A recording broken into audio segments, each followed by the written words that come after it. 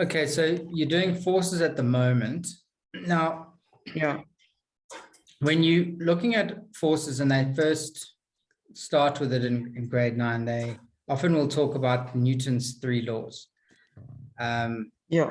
And the first one is called inertia. Okay, so when you think first, it's like almost like an eye, right? There's an eye there, inertia. Okay, and this means that an object will continue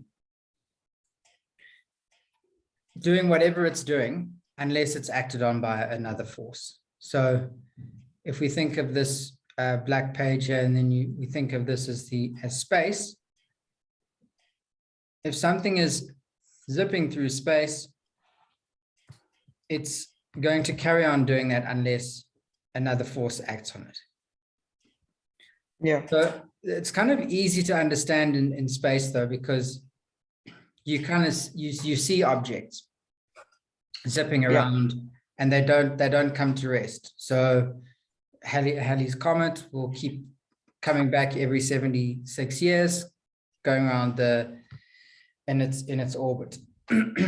Where students battle to understand it is when it comes to the Earth, because you think, well, how when we see an object, we see that it does come to rest on the Earth.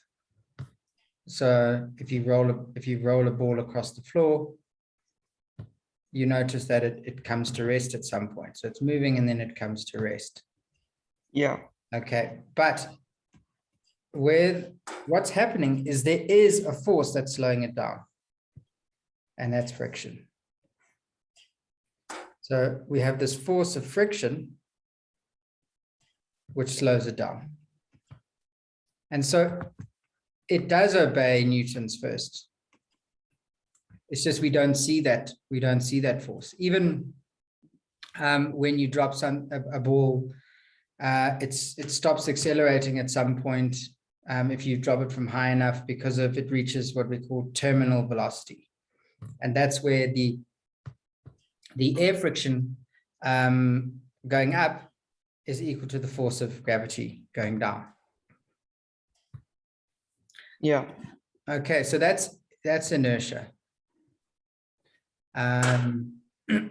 If you think of those guys in space at the space station, right? So you've got a bunch of guys in the space station, and they do work outside the space station. And they call it their lifeline, right? The thing they're attached to. Yeah. So if someone was to cut this and they were to move and to start moving away from this, they're gone. They're lost in space. Because there's no friction in space for them to pull themselves back upwards. Yeah. Towards it, there's nothing to. And so when we're swimming because of the water friction that we can, and the resistance of the water. So it's forces behaving. And we'll see that with Newton's third law, where we look at how forces have an equal and opposite reaction. Okay, so Newton's first, just think of objects and they just do as they normally would do, and do as they are doing, unless you act on a force. So if they're moving, they will continue to move in that direction. Yeah. If they are still, they will stay still. You're for me now. Oh, look at this beautiful. Okay. Beautiful. Mom, stop. Yeah. Okay, Newton's second law can be summed up in an equation, which is F equals ma. Force equals mass times acceleration. Yep. Okay, so we can represent this on a triangle.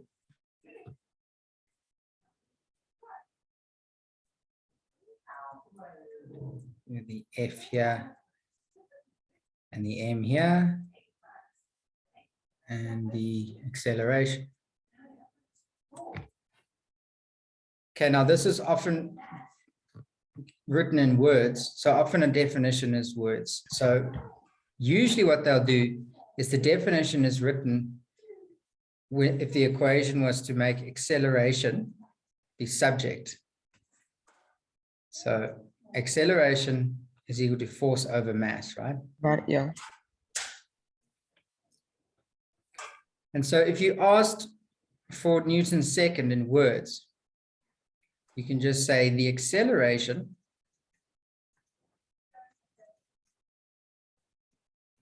of an object Yeah. is directly proportional to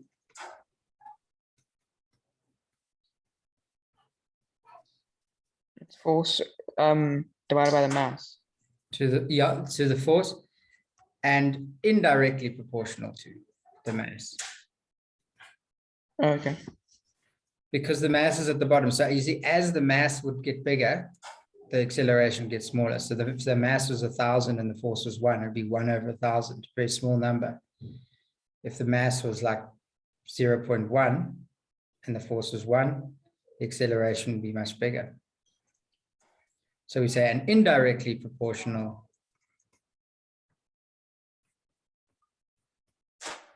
to the mass of the object.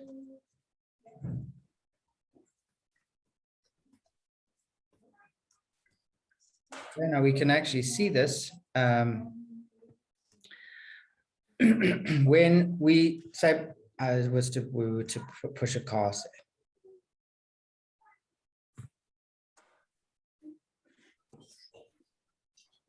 Okay. So if you were to start to push a car, it would accelerate. The more you push the car, the faster it will accelerate. And Yeah. And so we can see then the F works. If we were to make that a toy car and you applied the same force, it would accelerate much faster. So it's very intuitive, this law. So the harder you push something, the more it accelerates, the more force that's applied. Yeah. And then the mass, if you have something lighter, but you apply the same force, it's just going to accelerate faster. So the lighter the object, the more it's going to accelerate. So this is a nice law. It makes perfect sense. Yeah. Much easier to understand in the next one coming up, the third law. So, okay. Sure. A question? So for the first one, it's like friction, and then for the second one, it's just force equals mass times acceleration. Yeah, the first one is inertia. Now inertia is the the state of being, right? So Okay, cool. it's just going to do as it normally does. There's not the equations for Newton's first are not really that important. Yeah. Certainly not in our syllabus.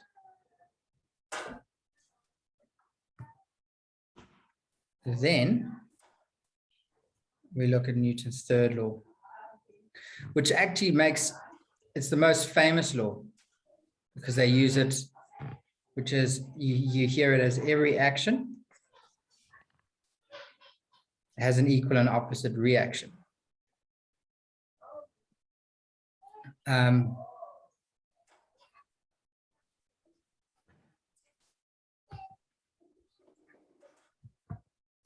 But we're going to say it a bit differently. So every action has an equal and opposite reaction is the kind of the famous one.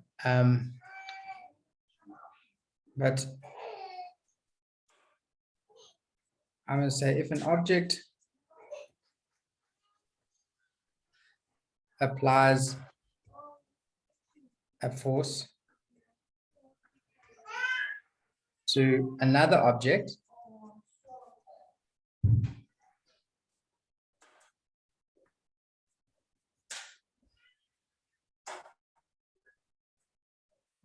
an object to another object, that object exerts an equal and opposite force.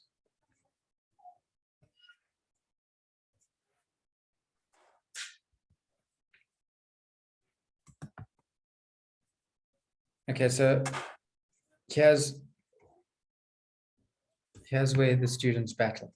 If, say, you're standing on the earth, right? The earth is a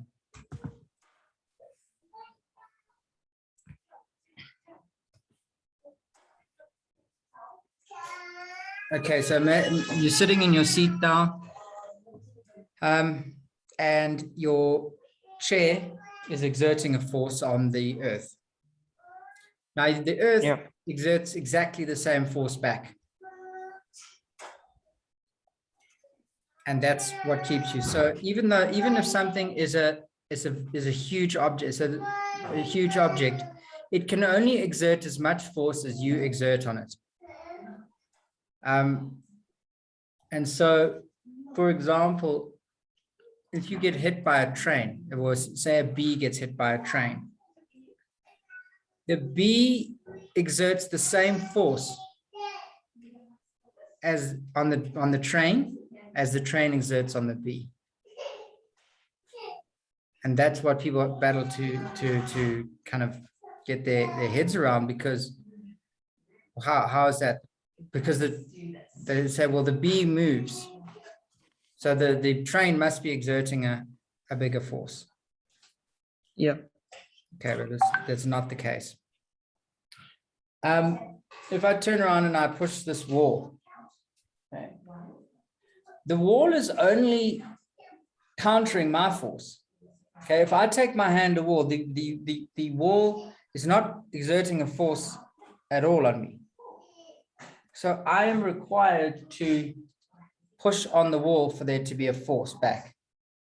And it's the same with the bee, right? So the bee, take the bee out of the equation, and the train is not exerting a force on the bee. The bee then is in the way of the train, and at that moment where they hit, their forces are equal.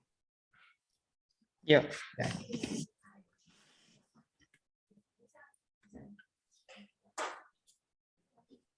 So actually, what's happening is that it's weird, but the bee's force against the train, and the train that's pushing against is and so the bee's force on the train is the thing that accelerates the bee backwards. Yeah. Okay. Yeah. Okay. Okay. Another example is a cricket bat. Cricket bat hitting a ball.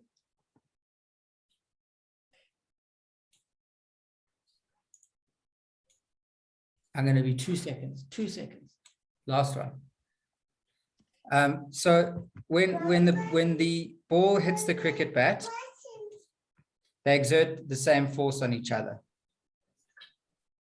But because they're coming together, because the cricket ball is pushing against the bat, it then gets accelerated backwards. So in other words, the faster the ball comes towards the bat, the more their forces when they touch, the faster the cricket bat gets, the ball gets hit to the boundary. So that's why if you kind of bowl a softer ball, a slower ball, it's actually sometimes harder to hit, because you have to generate the force with the bat. But a fast ball, those often travel further because you're getting the spring back, because there's force generated from the cricket ball as well. Yeah. So that is Newton's third. I'm going to stop it there and then just say goodnight to Emily quick. Very cool.